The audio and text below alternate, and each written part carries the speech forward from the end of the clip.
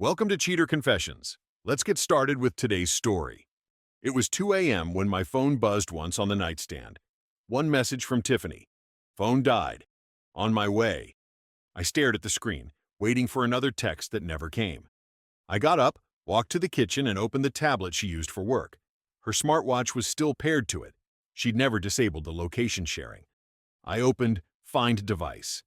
Her signal blinked steady, right behind the Harbor Inn, a cheap motel near the river.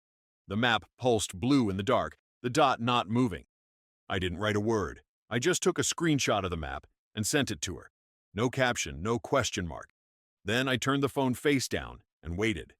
10 minutes later, the lock clicked, and she stepped in, keys jingling too loudly. "Hey," she whispered, her voice soft, almost casual. "Sorry, the battery died. Long day." She noticed me watching her and rushed to explain. "I got to the car, plugged it in for a second, and sent that message just before it died again," she said quickly. "Didn't even know if it went through." Her eyes flicked to the counter. "I saw your message when I plugged it in again just now." She forced a shrug. "GPS must have glitched or something. These apps are never accurate." I kept my tone even. "Yeah," I said. "They can be strange." "You ate?" she asked. "Yeah," I said quietly. She nodded too quickly. Her phone buzzed on the counter, and for a second the name Ben flashed across the screen before she flipped it over. I caught it but didn't mention it. Tiffany walked toward the bedroom, the smell of hotel soap following her. "You're quiet," she said. "Just tired," I answered. "Okay," she whispered, almost relieved. She lay down beside me, pretending to fall asleep, and I listened to her breathing even out.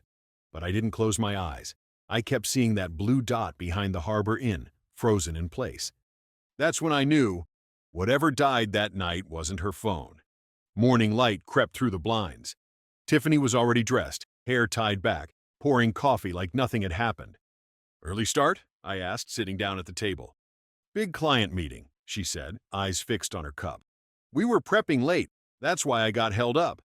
I nodded slowly. "Where'd you meet?" "Downtown. You know the place, across from the river." I stirred my coffee once. "The one near Harbor Inn?" She froze for a fraction of a second before smiling. "No, the other side." Her voice sounded steady, but her hand trembled as she lifted the cup. I didn't say more. I'd learned that silence made liars nervous. After she left, I opened the banking app on my phone. There it was, Harbor Inn Cafe. A charge for 2 coffees and a slice of pie. I didn't need a detective, just a timeline. That afternoon, I texted her. "Dinner by the river tonight? Thought we could try that new place near the bridge." She didn't reply for nearly an hour. Then, "Can't tonight. Still catching up on reports." No emoji, no question, just a hard stop. I typed back one word. "Okay." By evening, she still wasn't home. I microwaved last night's dinner. The same pattern, the same quiet.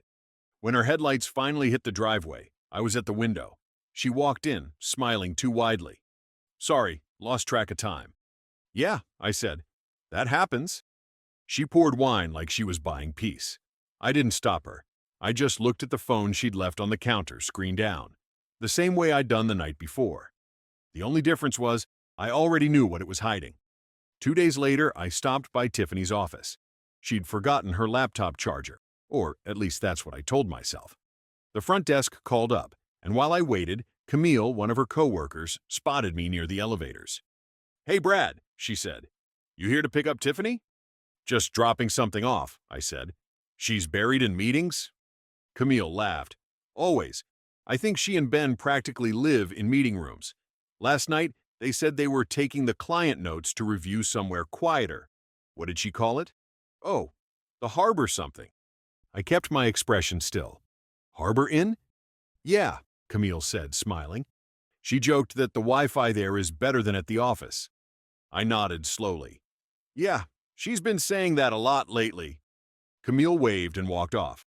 I stood there, holding the charger, her words circling in my head. It wasn't proof yet, but it wasn't a coincidence either. I left the charger on Tiffany's chair and walked out without seeing her. That evening, I opened the location app again. The blue dot appeared near the river, moving slowly toward Harbor Inn. Not at her office, not anywhere near home. I watched the dot pause behind the building. Then it went still. I took another screenshot. Same place. Different night. 2 hours later, she walked in, hair pulled back tight, smelling faintly of someone else's cologne. "Hey," she said carefully. "You're up late." "Couldn't sleep," I said. "You?" "Long meeting," she said. "Ben and I were catching up on deliverables." "You sure that's the office?" She blinked, lips parting. "Yeah, why?" "Because it doesn't look like." Her eyes flicked. "Brad, you're reading too much into things." "Maybe," I said.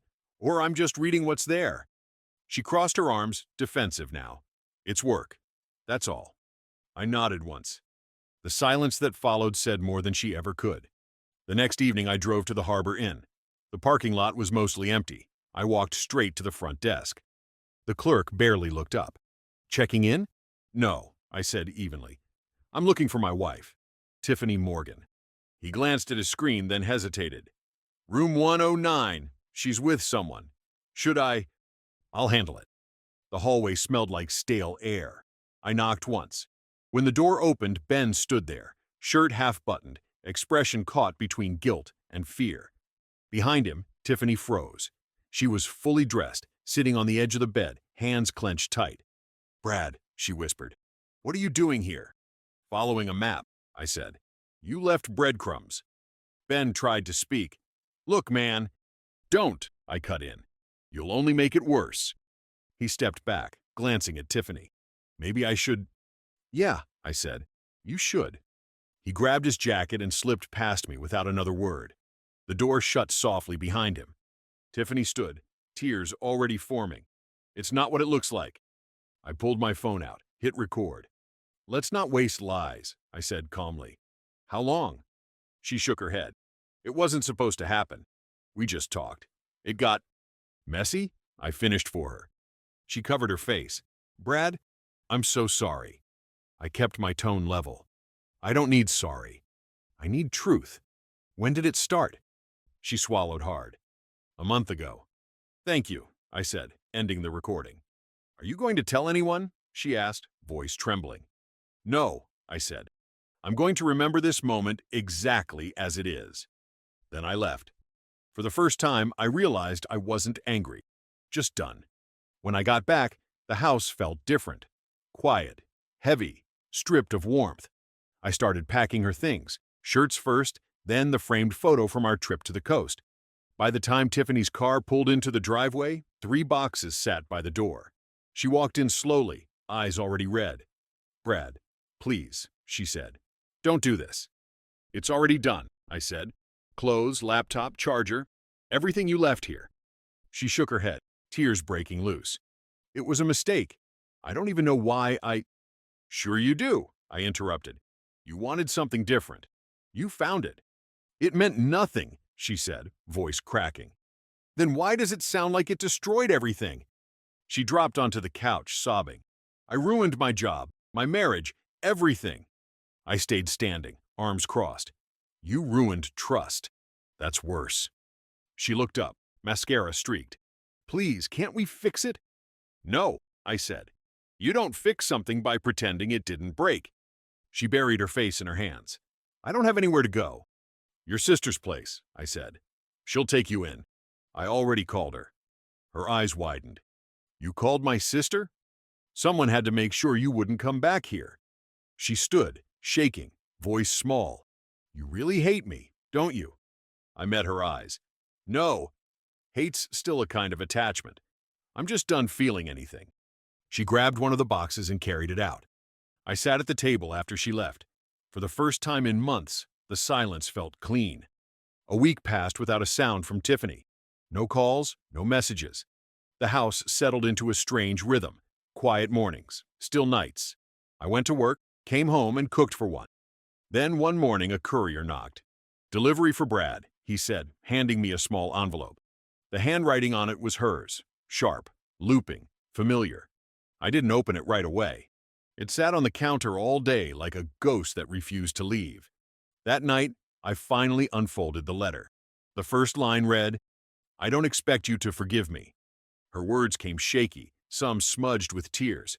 She wrote about feeling invisible, about needing to feel wanted again. She said Ben told her things she wanted to hear, that she was smart, exciting, worth noticing. It wasn't love, she wrote. It was noise. I thought it was better than silence. She admitted that Ben stopped answering her calls 2 days after everything fell apart.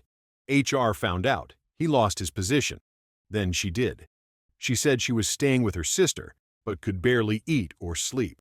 I replay that night in my head, she wrote, and wish the phone really had died. I read it twice, then set it on the counter. I didn't feel pity or anger, just distance.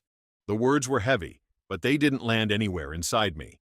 I walked to the stove and held a match to the letter, watching as the edges curled, the ink bled black, and the paper crumbled into ash. When it was gone, I leaned against the counter and exhaled. Whatever love had once existed between us had dissolved into smoke. The quiet that followed wasn't haunting anymore. It was honest. It was a Friday evening when I heard the knock. Slow, hesitant. When I opened the door, Tiffany stood there, thinner, pale, clutching a small cardboard box like it was keeping her upright. "Brad," she said softly, "I just want 5 minutes." I didn't move, but I didn't close the door either. She took it as permission and stepped inside. The box shook in her hands. "This is everything," she said. "My badge, the keys. I can't carry them anymore." She opened the lid. On top sat her wedding ring, dull in the dim light. "I can't wear it," she whispered. "I don't deserve to." I looked at it for a long second.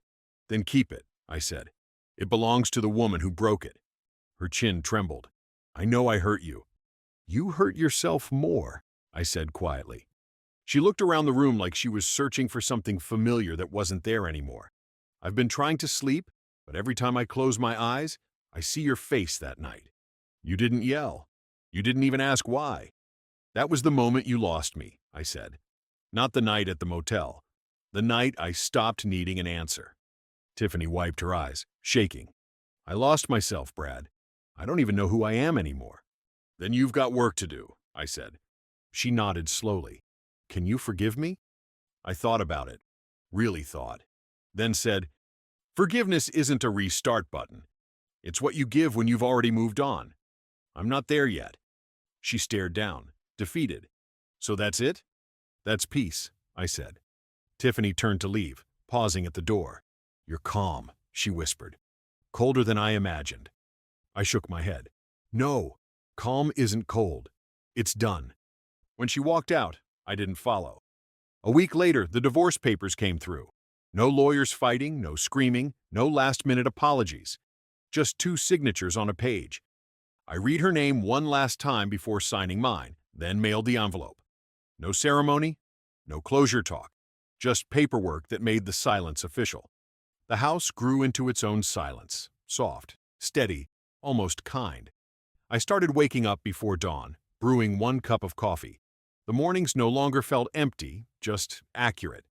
The divorce was finalized a few months later. No drama, no drawn-out meetings. Just 2 names on paper and a quiet trip to the courthouse. When the clerk stamped the file and slid it back to me, it felt less like an ending and more like confirmation of what had already died.